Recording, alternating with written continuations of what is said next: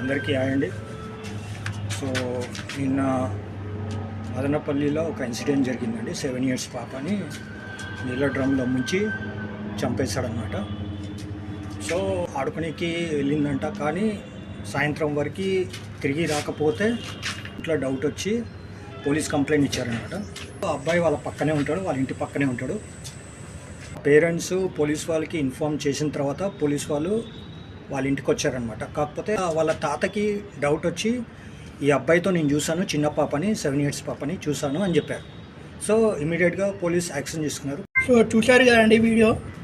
ఇప్పుడు అమ్మాయి జరిగినది నాకు కూడా బాధ అనిపించింది. పిల్లల్ని ఎట్లా మర్డర్ చేస్తున్నారో చూస్తున్నారు కదా. టీవీలో రోజు మార్నింగ్ మీరు న్యూస్ ఆన్ చేయగానే జరిగేది అదే జరుగుతుంది. మెయిన్ పిల్లల గురించి కేర్ బాగా తీసుకోండి.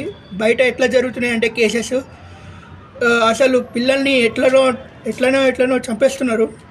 అంటే మర్డర్ చేయడం కానీ, చాలామంది ఏంటంటే రేప్ చేయడం అని, డ్రమ్ముల్లో వేసేయడం అనేది ఇప్పుడు వాళ్ళు చాలా జరుగుతున్నాయి. సో ఇలాంటివి జరగకుండా ఉండాలంటే పోలీసులు అనేది చాలా స్ట్రిక్ట్గా యాక్షన్ తీసుకోవాలి.